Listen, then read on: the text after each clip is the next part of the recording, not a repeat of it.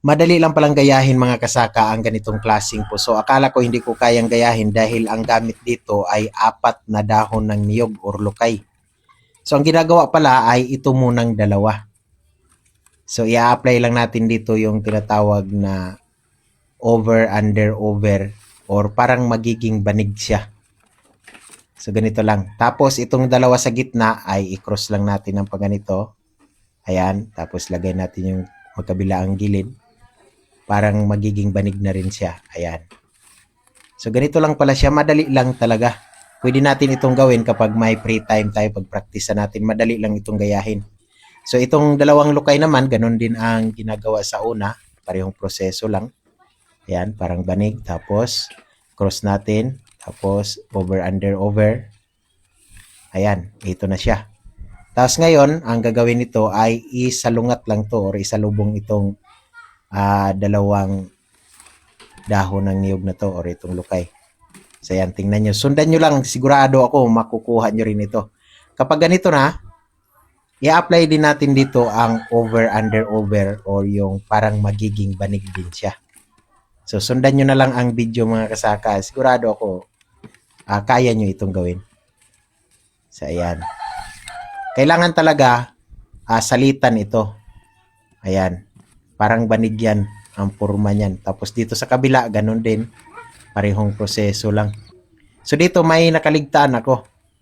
Itong side na to dapat nasa ilalim yung lukay na yan. Pero dudukutin ko lang yan mamaya. Tapos dito naman, ganito ang gagawin. Yung isang lukay doon sa ilalim dumaan. Tapos itong isa naman dito sa ibabaw papasok. So ayan. Tapos dito sa kabila, parehong proseso lang din. Pasok natin dito. Yung isa dito sa ibabaw dumaan. Yung isa naman dito sa ilalim. So ito na. Dito over, under, over naman parang banig. So ayan. Pag ganito na, iikot lang natin. Dahil ang kabilang side na naman. Parehong proseso lang din doon ang gagawin dito. Ito yung sinabi ko sa inyong dudukutin ko. Ayan. Nagkamali kasi ako doon. So ngayon dito naman siya. Ilalim dadaan. Tapos yung isa sa ibabaw. Okay.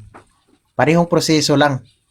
Sa 4 na kanto na to, ito yung magsisilbing parang paa ng kalabaw or parang paa ng baboy, ano?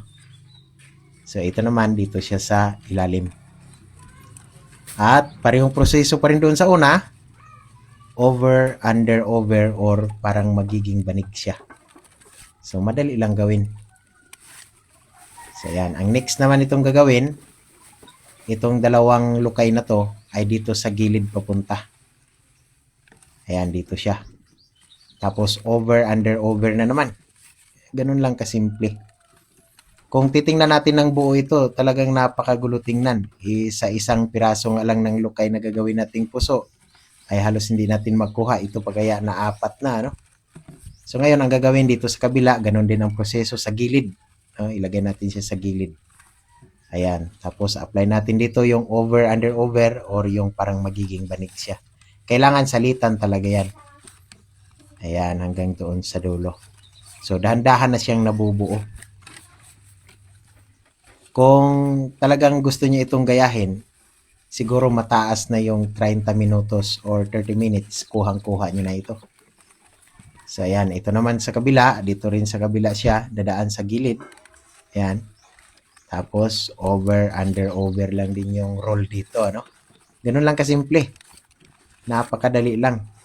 Para nga sa akin ay mas madali pa ito doon sa isang lukay lang o isang dahon ng niyog lang yung parang diamond siya na puso. Parang mas madali pa yata ito eh. Dahil may pattern siya. So dito sa kabila, ganun pa rin. Over, under, over, under. Ayan. Parang magiging banig siya. So dahan-dahan ang nabubuo. Ito na. Pero kapag gusto niyo itong gayahin, dapat talaga sa free time nyo dahil baka pag nagkamali kayo, maguguluhan kayo, parang mabuboring na rin kayo nito eh. So, dito naman, ito yung gagawin nating parang ulo ng kalabaw. So, ganito lang ang gagawin. Over, under, over lang din ito dito eh. Ayan, gagawin natin ito ditong parang banig din. So, ito na. So, parang magko-cross dito or para talaga siyang banig tingnan. Ayan. Apat na to. Tapos, itong kabilang side, ibalik natin siya dito, natin ipasok sa ilalim nitong isang lukay na to. Ayan. Sundan nyo lang yung video. At kung may time kayo, pwede nyo itong i-share o di kaya i-save nyo ang video na to para kapag gusto nyo nang gayahin ito, i-pause or i-stop nyo lang ang video kapag hindi nyo nakuha para masundan nyo talaga. So, ganun yun. At kung konting favor naman, pahingi lang din ng isang like dyan o di kaya isang share. So, ito na siya mga kasaka. Yan, dahan-dahan ang nabubuo. Ito yung magiging ulo. Ngayon, dito naman, sa ilalim, ibuka lang natin ng ganito.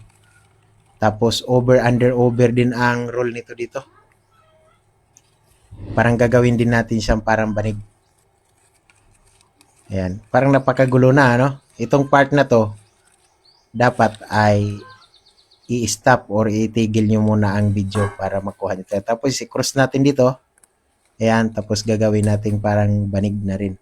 Over, under, over. So, ayan. Ito na siya. Itong tagdadalawang dahon na to, dito sa kabila dadaan yung dalawang dahon.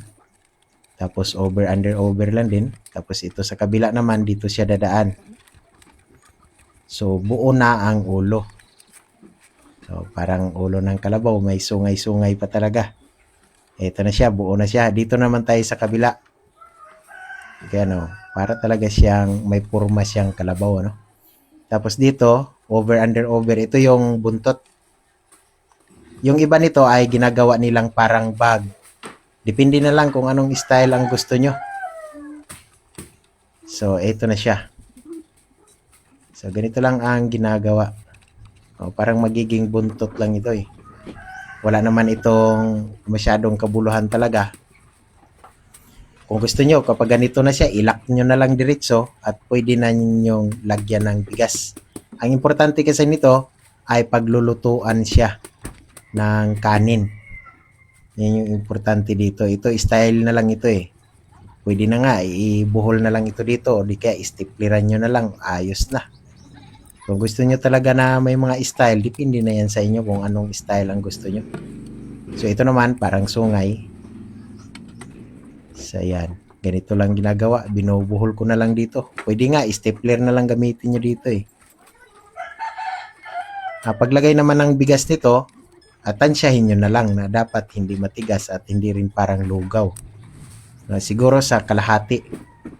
Ang kalahati nito ay lagyan ng bigas para hindi masyadong matigas, hindi rin masyadong lugaw or malambot. So, ito na siya. At kung umabot ka sa video na to, paki-like and follow naman. Maraming salamat.